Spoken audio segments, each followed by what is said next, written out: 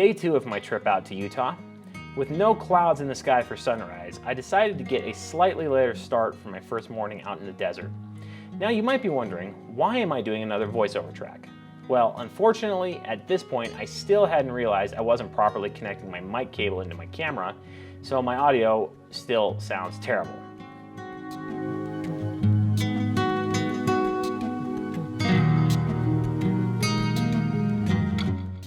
Without realizing my audio was bad, I went about composing a shot framing up a smaller sandstone monolith that I had eyed the day before.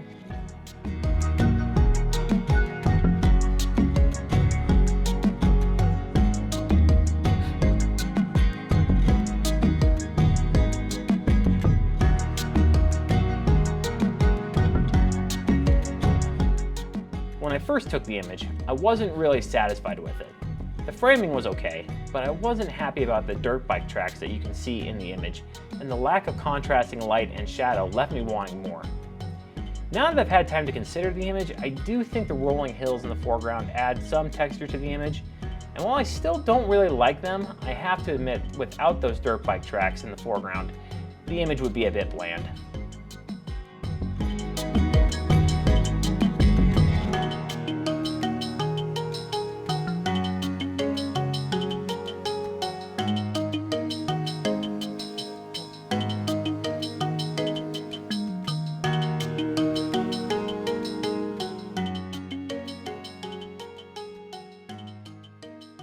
All right, I have no idea how I managed to pick the windiest day of the month, possibly of the year, to come out and try and vlog a landscape photography trip. It is so god darn windy. I can't shoot video, I can't shoot audio, I can't shoot anything. Oh, okay, that's an exaggeration. Did get a little bit of video out there, but I can't vlog. It's just horrendous. My mics are gonna get destroyed audio-wise. It's just, oh my god. Oh man, if there's one thing I hate more than anything, it's wind. I know I've said that a million times. I cannot stand wind. But I pulled over to the side of the road out here, and I just took a few, I shot some video earlier, and I will put it up on the screen, of just some of the kind of rock, I don't know if you want to call them like scree slopes or just whatever, of the buttes out here. And you know, they're pretty cool images, something different, some telephoto shots to get away from the, you know, wider angle landscape shots, which are actually proven to be very difficult out here.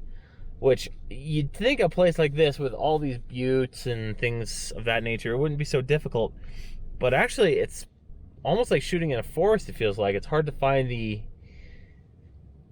order in the chaos, I guess is what I'm trying to get at there. So proven to be very difficult, and then of course with blue skies, it makes it a little bit harder to get a composition that you're happy with. So a couple of things scouted out, which I'm really excited about, but I've said it 3 times now on this video. I need to get coffee, and I need to get something in my stomach because I am already out of energy.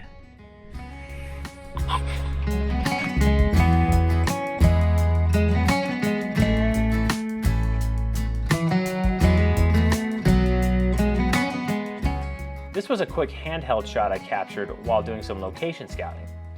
I like the lines that the rocks create coming out of the top of the image, while you've got some rolling hills in the foreground. Not a killer shot, but it does show off the rugged nature of the area I was in.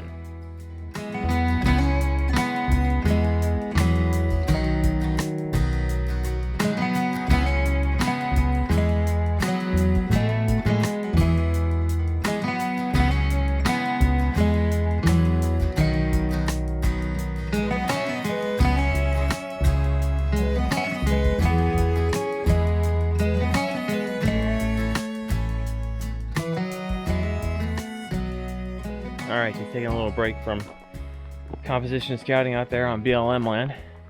Come out to, finally, Capitol Reef National Park. I don't know why I brain farted on that name of the national park. Finally, no wind. I hope that doesn't start up again. It may just be because I'm in a canyon here. Also, Even though I'm just out trying to stretch my legs after driving for the better part of 2 days, it doesn't hurt to get a little bit of composition scouting in. Really cool little tree right here. I have no idea what it is,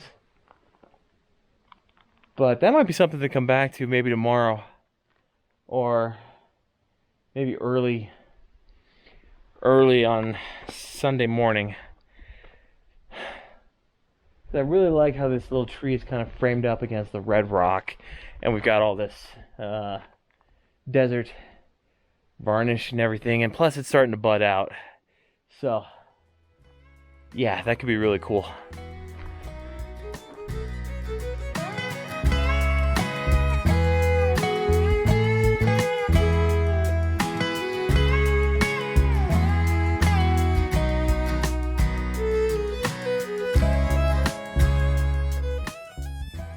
You know, I had it in my head that I was just gonna come out here and have a nice hike and just look around. Let's face it, anything I do turns into a scouting mission.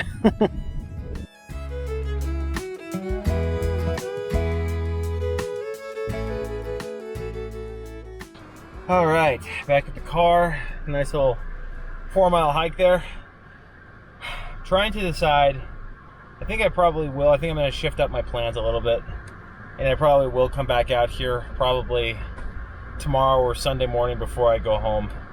There's a few compositions out there that I think might be good that I'm going to try and get. And if I come back out here in the morning, hey, there might be less people. Not that this is overly crowded right now, but there's a decent amount. So, okay, on to the next thing. I don't know what that's going to be. I decided the time was right to hit the road and go find where I was going to get my Milky Way shot for the evening. I timed this trip to coincide with the new moon. And since the forecast was again calling for clear skies through the night, I knew I'd have an excellent chance to capture the Milky Way. Oh, hi cows.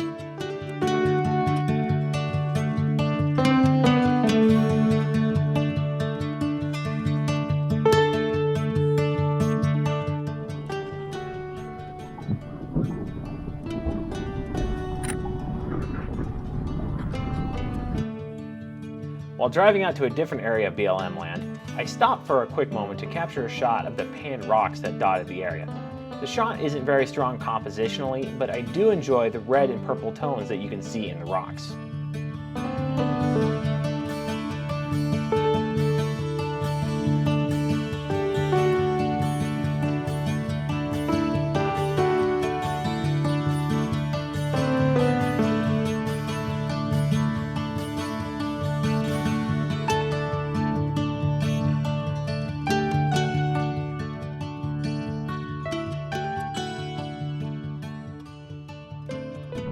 Hopefully the audio is not terrible right now. I've been kind of stupid recording on this action cam for vlogging purposes because the audio is usually bad. I don't have like a lock to plug into this mic, but hopefully I'm shielding this thing with my body. So I think I have found what I'm going to shoot tonight for Milky Way. This is what they call, I think they call this the Moon Temple, and back over that way is the Sun Temple, and it's these cluster of sandstone, I don't know what you would call these, towers, bluffs, buttes, whatever they are. Anyway, I think I saw a picture of this in a parks brochure for Capitol Reef National Park, and I think it'll work for where the Milky Way is going to be. My lack of enthusiasm right now is the fact that the Milky Way doesn't rise up till about 2 a.m. and it's probably not going to be where I want it, which is going to be over there somewhere, until probably around 3:30 or 4 a.m. So now I'm trying to decide what I want to do, because and the wind's kicking back up, so I apologize for the horrible audio here.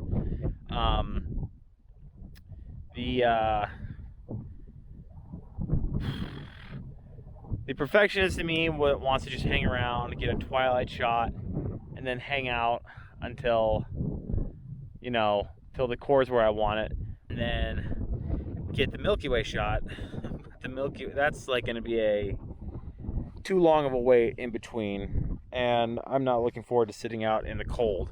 So what I think I might do instead is I'll probably exit Capitol Reef National Park. There was a spot where I've seen that people have boondocked it before, and I'll probably just pitch up there.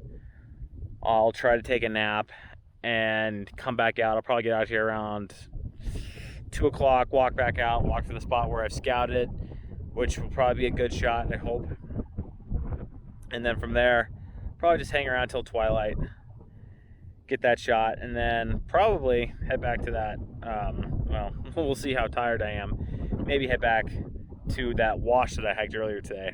So, fingers crossed. I don't know how well this plan is going to go. We'll see.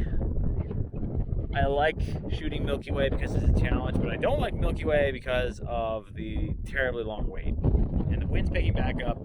I'm going back to the car. Alrighty, so I am currently sitting in kind of a pull-off area on back on a piece of BLM land just outside of Capitol Reef.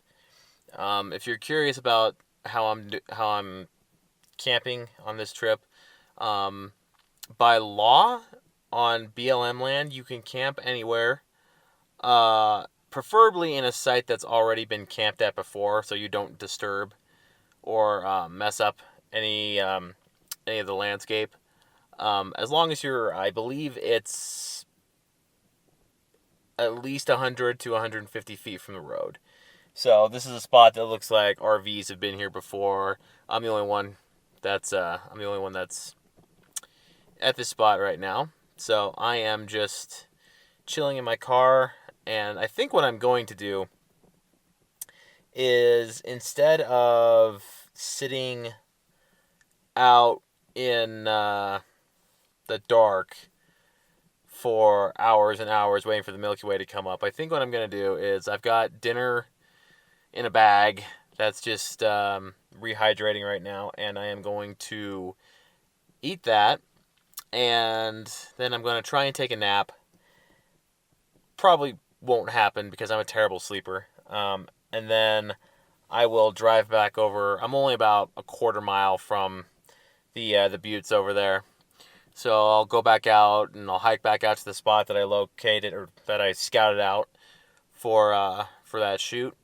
And yeah, so I think I'll include that shoot for the end of this video. So we're not done just yet, but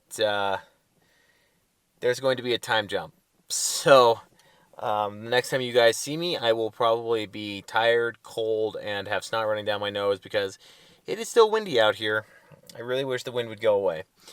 But yeah, I will check back in with you guys in about several more hours. I can't look at my watch right now because my hand's holding the camera. But I'll check in with you guys. It'll be actually in the morning.